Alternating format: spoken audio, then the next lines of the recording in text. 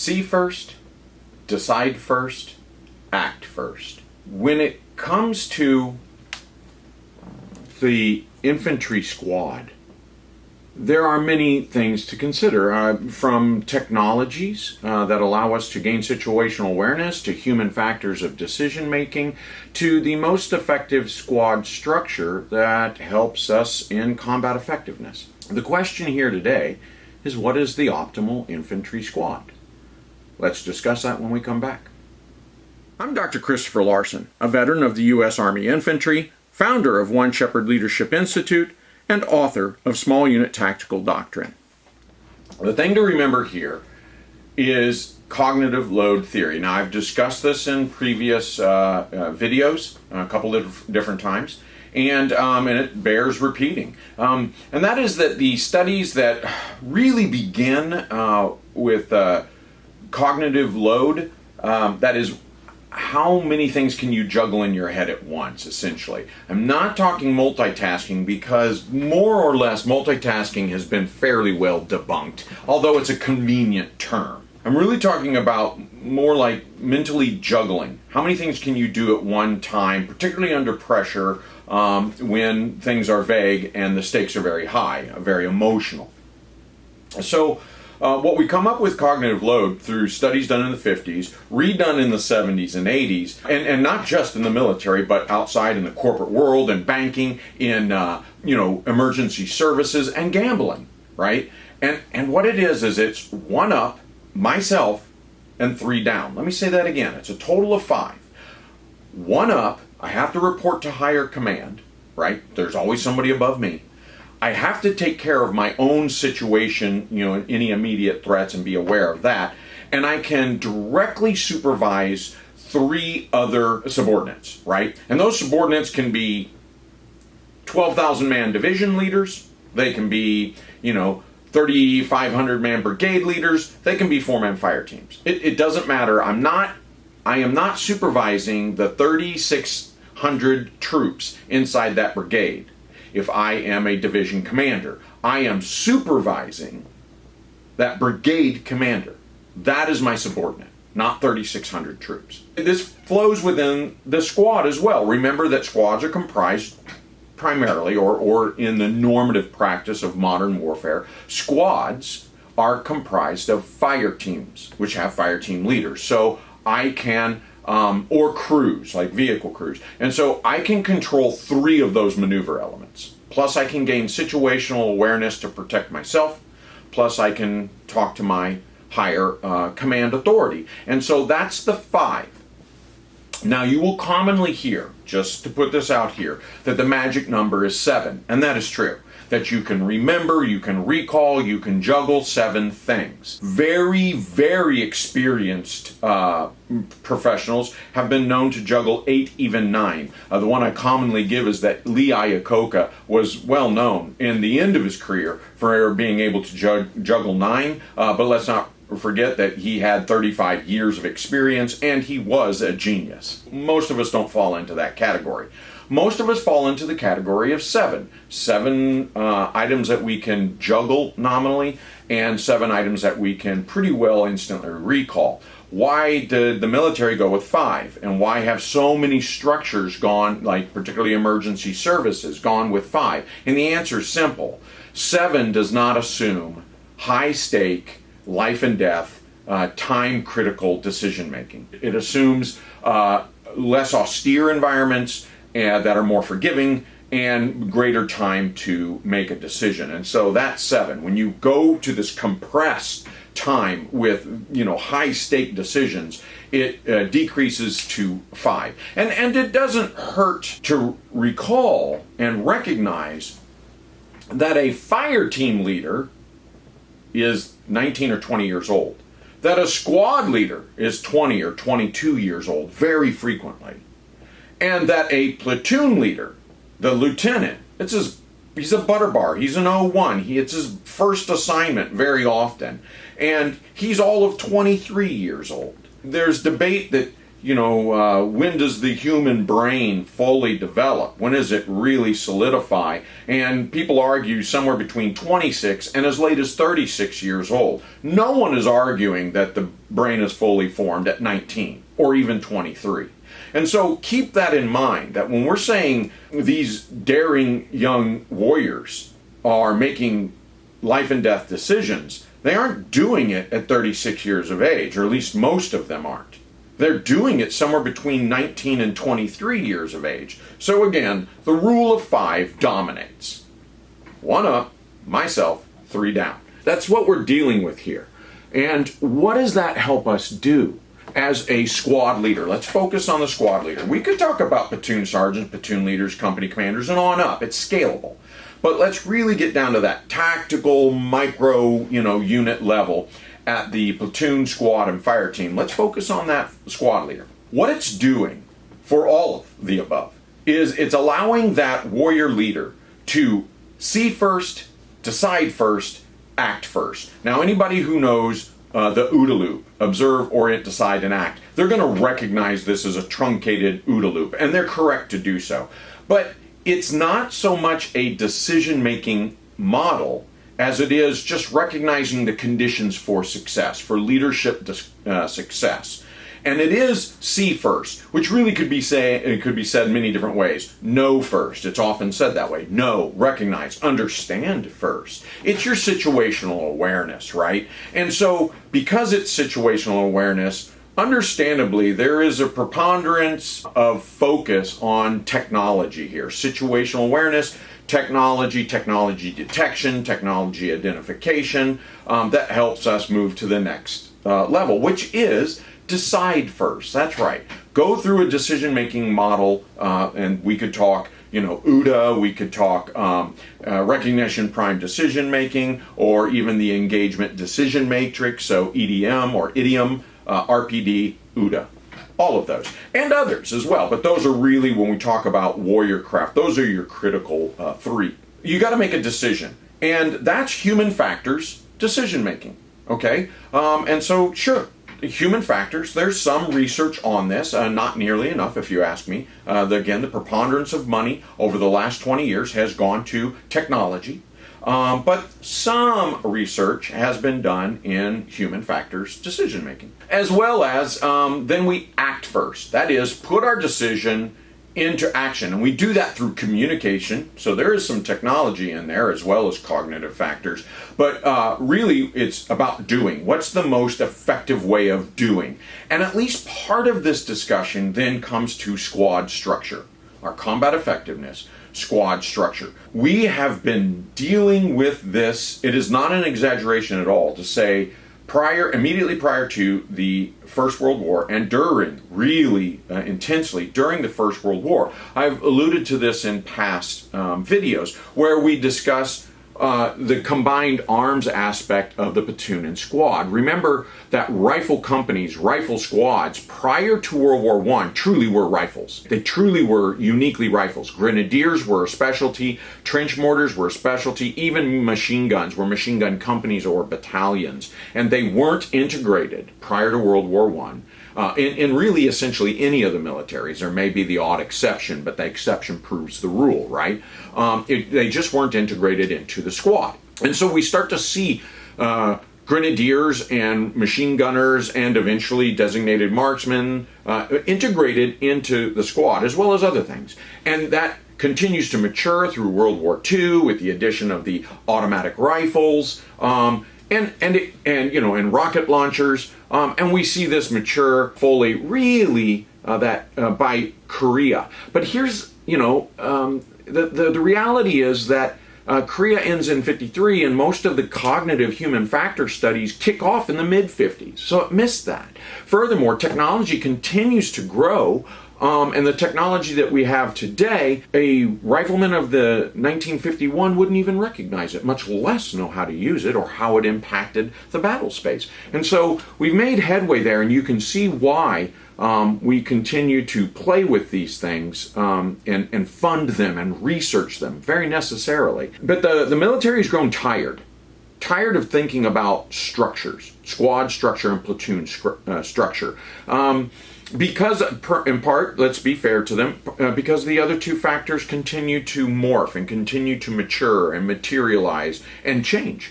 And so they said, wow, we really don't know how to deal with that. I'm disappointed in that attitude, because I think we can look at squad structure and come up with workable solutions that meet our technology, our human factors, as well as our combat effectiveness, and help us better see first, decide first, and act first. Because the opponent that does that is already outpacing their enemy.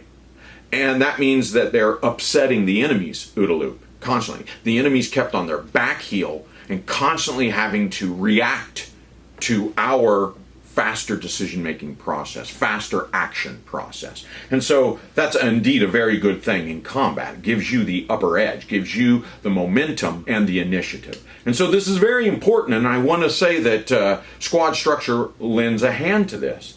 So we could go back, and it'd be right to do so, into World War I. What were the American squad? What was the German and French and British squad structures? What were the Russian squad structures? Well, it's good to do that for a historical perspective. Just prior to World War II, the Marines kind of moved from, I think, a 9-man squad up to a 13-man squad, and they keep this essentially from 1940 to, I think it's 2020. And in 2020, from 1940 to 2020, 80 years, a 13-man squad. They changed it recently to a 12-man squad. And frankly, I don't know what they were thinking, because I just don't think it's going to perform the way they hope it will. And we could get into that a little bit. We will. But for the most part, I'm going to refer to the 80-year legacy 13-man squad later into this video. I will also tell you that the United States Army made decisions, regrettable decisions. In World War II, primarily the United States Army had a 12-man squad, and it was a very odd-shaped, it was a task-organized squad, which is a little odd-shaped. It wasn't symmetrical. But that doesn't mean it didn't do the trick. What they did was they analyzed the data and found out through a myriad of reasons, not the least of which is battlefield casualties, that the Army squad rarely actually had 12. There was this aha moment, in the mid-1950s where they said, so really they were doing most of their work with just 9 people, sometimes much less, but they were effectively getting the work done with 9. Well, that means they only need 9. How regrettable. That's even the more interesting thing, is they didn't immediately go to 9. The United States Army in the 1950s goes to an 11-man squad. But what really forces them in the late 1970s to a 9-man squad is none other than the M2 Bradley showing up onto the scene, and they said, oh, 11 people don't fit. So rather than looking at human cognitive load theory, rather than looking at combat effectiveness, they once again, the Army let technology completely drive the train. And they said, well, it only fits 9 people, so we have a 9-man squad now. And again, I'm going to illustrate why that may be correct under certain circumstances, but it's incorrect under other circumstances. So let's again focus primarily on modern military structure. And I want to jump into the Germanic structures. This is nominally true for Germany, Switzerland, on up into Scandinavia, right? Yes, we can say that English is a Germanic language, but they structure themselves uniquely to the UK Commonwealth, and most of the other Commonwealth then follows suit. There are, of course, always exceptions. Let me say that. And I'm going to even draw out some of those exceptions, even within, quote-unquote, the Germanic structure. So the Germanic structure is simply this. There's an 8-man squad. Okay? Done. We could almost walk away. But not really. It's an 8-man squad led by an NCO who leads himself, and then he also has a deputy squad leader. Interesting structure, very common actually. He has a deputy squad leader who handles the other 3-man fire team. So they really break that 8-man dismounted squad breaks into a squad leader leading 3 troops and a deputy squad leader leading 3 troops. And of course they have machine gunners, grenadiers, designated marksmen. It's a combined armed squad. Now, I say that's their dismounted squad. So what's their mounted? Well, yeah, their mechanized Panzer Grenadier of the Germanic military tradition has a 3-man crew. Whether it's a wheeled, APC 93 or whether it's an old Martyr or whatever it is, they tend to have a 3-man crew. And so the actual mechanized mounted squad is 11. The dismounted squad is 8. Again, this seems to follow suit. Where it breaks in the Germanic tradition are things like, for example, Fallschirmjägers, right? Your paratroopers, which paratroopers for them, is kind of like the Russian recon infantry. I don't like to say, although many people do say, oh, it's like the Ranger infantry in the United States military. No, it isn't. That said, I get why they say that. It is a specialized, it's generally considered a cut above the mechanized Panzer Grenadier, as something akin to Jaeger infantry is the Fallschirmjägers. It organizes itself interestingly because it has a squad leader, a deputy squad leader, then 2 4-man fire teams. So the actual squad of the Fallschirmjägers is a 10-man squad.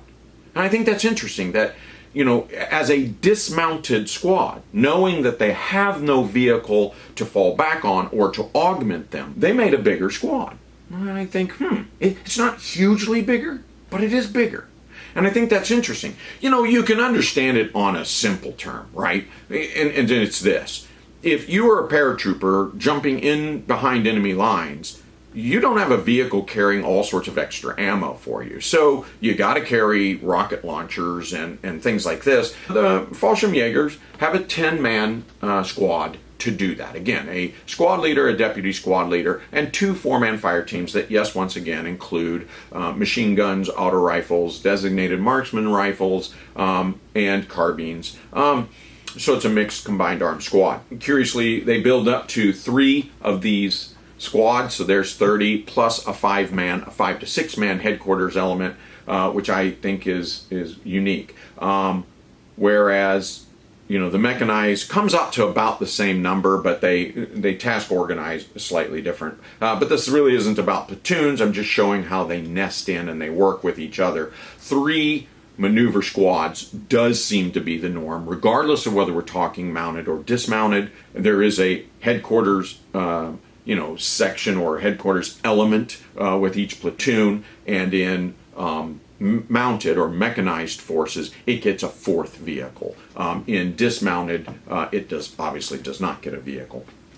But it tends to be anywhere from 4 to 5 in the Germanic tradition. And that's true again for the Swiss, the Germans, and the Scandinavians. Now, let's take a look at the British. The British just task reorganized their squads, I'm told, and their platoons, and they have a remarkably similar task ordering. And what I mean by that is they have 8-man squads. They call them a section. Okay, let me be clear. A section in the United States military means something different, but it basically means an underpowered platoon, or you could say it this way: 2 squads and a platoon headquarters makes a section. It's undermanned platoon. But in the Commonwealth, the section is equivalent to the squad. Okay, they have an 8-man section. Once again, each section includes a GPMG, so you get a machine gun, you get a couple of grenadiers, you get a designated marksman rifle, so they're combined arms, and each section then, each rifle section, mirrors the other. They get 3 per platoon, and then they get a 5-man platoon headquarters element. So that's really interesting that they wind up with right around 29, if I'm doing my math. 888 is 24, and then a 5-man headquarter element, right around 29 troops for a dismounted squad and platoon. So you say, well, what's their mounted look like? If they go into their warriors, for example, their warrior fighting vehicle. From what I understand, there's something akin to the United States Marine Corps in that their warrior teams are dedicated to that vehicle.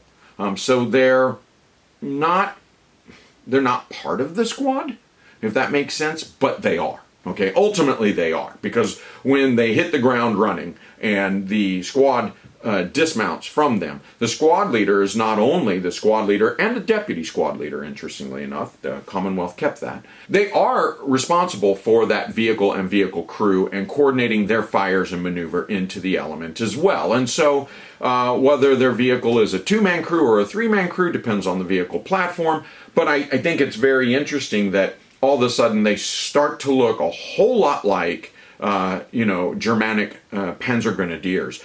Almost identical. Not identical, almost identical. Hey, if it works, why fix it, right? So your dismounted squad is 8, or section, and your mounted is 10 or 11, depending on the vehicle. It helps me get my head around what they do. That's NATO. I think you're going to find that many of the other nations of the world have very remarkably similar structure for squads and platoons, and I can say that the Russians do. The Chinese aren't that significantly different. They have similar sorts of structures. The United States military, our infantry squads are different than that. And we have 2 different approaches to it. And I like both approaches, but I think they could be refined. And what I mean is they're not hugely different, but significantly enough that I think it bears just a little bit of discussion. So let's go back to the United States Army. And they said, hey, our squads are going to be 9 guys. And what that breaks down to is this. It breaks down to a squad leader. And the Army typically wants a more senior squad leader than the Marines. And there's a specific reason why. We've talked about that before. I won't go into it again. But I will say that there is a squad leader. And the squad leader then has 2 fire team leaders who dismount with him. And each fire team, of course, is 4. They would typically mirror each other, meaning they would have the same number of grenade launchers and automatic rifles and or machine guns in them. And depending on the type of division, is it a mountain division? Is it a jungle division? Is it a airborne division? I mean, these sort of considerations. But that kind of dictates it as well, what exactly the TOE, the Table of Organizational Equipment, is inside of each one of these squads. But nonetheless, they have 9. And when you are a mechanized unit, this makes some sense, right? But it has a weakness. If you are in, say, a Bradley, and you have a 9-man squad, and other vehicles such as Stryker and 113s, yeah, there's still a few of those around too. They have slightly different numbers, very slightly, but not significantly. Here's the deal. The Bradley has a driver and a track commander, so that's your crew right there. And don't think that they're just, a driver and a track commander. They have a 25 mic on that thing that can reach out to like 3,600 meters and just put a hurt on almost anything in the world, right? Very, very powerful. Plus, they're carrying all the supplies, not just the fuel and the meals, but lots of extra ammunition for the dismounts. Hey, that's a good thing. And so you have a 7-man squad, and you can see where this is going. Whoa, did you underpower your dismount? Particularly if you're going to separate over space, which I admit doesn't happen too much in U.S. doctrine, but is still a possibility in an overwatch element that you send your dismounts forward of the platoon while the 4 Bradleys in the platoon provide overwatch. But you just dismounted 1 squad leader with 2 fire team leaders of 3. This is anemic, and there's not great effect on the enemy. Plus, it's pretty piss poor force protection. especially if you're operating independently as a squad, which admittedly in mechanized platoons rarely happens, but once again does in fact happen. Doctrine or not, it does happen, and it happens often enough that this is a cause for some concern. So as a mechanized unit, it barely scrapes by. Here's where the 9-man squad really shows its weakness. Dismount. Let's go into a mountain squad that's dismounted in high terrain. Let's go to an air assault squad that's been dropped off at an LZ. You have 9 guys. And what this does is you don't have the ability for anything in reserve. You have a base of fire team, and you have a maneuver fire team. You've got nothing in reserve, nothing to hit harder, nothing to protect your flanks or rear.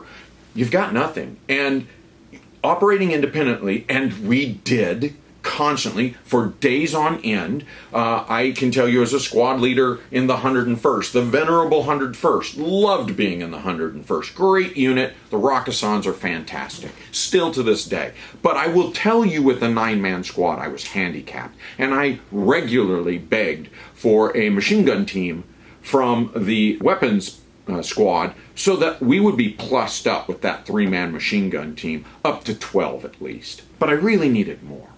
I really needed a couple more to really get everything done as the doctrine told us. And so we skimped and we cut edges and we took risks and vulnerability that we never should have taken. And sometimes in training certainly turned on us and bit us squarely in the ass. And so 9 isn't enough. Let me just say, for dismounted, 9 isn't enough. So I know 7 isn't enough. And that's the problem. So let's go to the United States Marine Corps. Hey, looks like they're getting it. They've got 13-man squad. They've got 1 squad leader and 3 mirrored, that is, they are generally task organized, and their IMTO or their TOE is the same. That looks good. That really does on paper, and I will say as dismounts, when they're in the mountains, when they're in the jungles, this is really pretty solid work. It makes a lot of sense. But even the Marines recognize that squad leader is still getting a little overwhelmed once in a while, which is why they've recently decided, hey, you know what a squad leader needs? They need a deputy squad leader, and they need a communication guru, some kind of technology guru. Let's make the whole, a team of 12, that's the command element of the squad, a team of 3 rather, at the squad, and then we'll give him 3 3-man fire teams, thereby decreasing his firepower and the fire team effectiveness. And that doesn't make much sense to me. But even going back to the 13-man squad, which made a whole lot more sense, it has a glaring error, doesn't it? How are you going to get 13 men on a single vehicle? I mean, a Black Hawk, for example, only carries 11. That's problematic. A lot of, wheeled and tracked vehicles will not handle 13 men plus the crew. 13 men without a crew. This doesn't work either.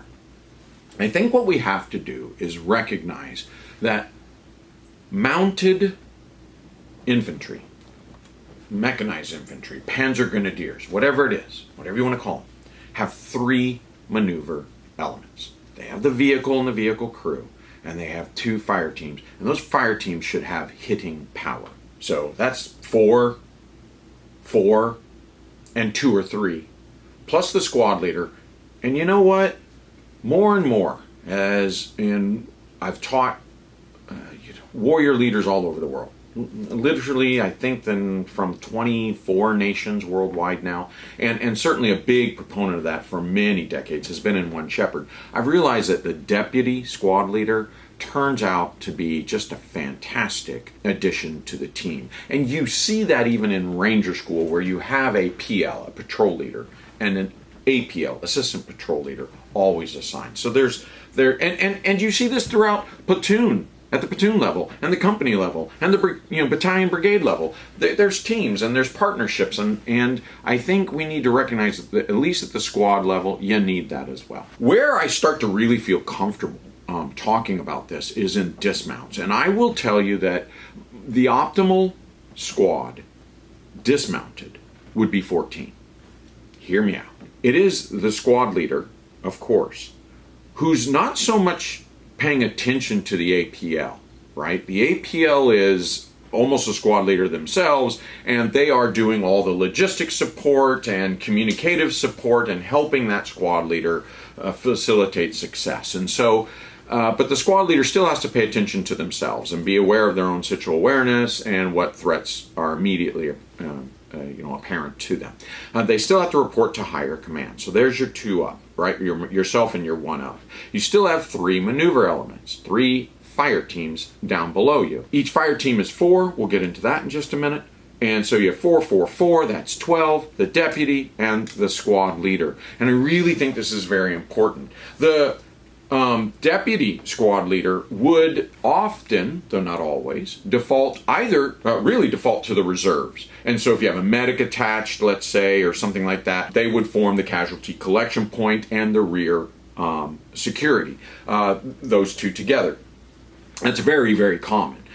The APL would commonly hang out at a release point, again, pulling rear security in a raid or an ambush. Things that, I mention those because those are really light infantry, dismounted infantry centric tasks, ambushes and raids. And with 14, you get enough of a power to do that. You get your security element, you get your assault element, you get your support element. And because of that, because that's the primary mission, at least within U.S. doctrine. It really are, at least within the primary missions of dismounted infantry, raid-centric, ambush-centric, recon-centric. You really need those 3 fire teams, but they aren't mirroring each other. True, Alpha fire team and Bravo fire team would look remarkably similar. They would have a squad leader, They would have a fire team leader with a carbine. They would have a designated marksman with a scoped rifle. They would have a auto rifle, and they would have another carbine rifleman, but that carbine rifleman, if they were in anti-tank roles, would carry the anti-tank weapon. Okay, so that would be their specialist. And notice I didn't say a grenadier. Well, your fire team leaders could all be grenadiers if you really saw merit to that. I particularly don't, but I admit it depends on the operating environment that you are in. There you go. A fire team leader, a designated marksman, an auto rifle, and a rocket man / rifleman with a carbine as well. And so Alpha and Bravo would look the same, but Charlie wouldn't. Again, you need, in raid-centric, ambush-centric, you need some heavy-hitting weaponry. So I would have a 3-man machine gun team in Charlie. So you have your machine gunner, your assistant gunner, right, who helps run the machine gun and keep ammo fed and change out barrels. And then you would have an ammo bearer, right, so who helps load the weight and everything else. So that's your 3-man team. But then who's the fire team leader? Well, you have a specific fire team leader with grenade launcher.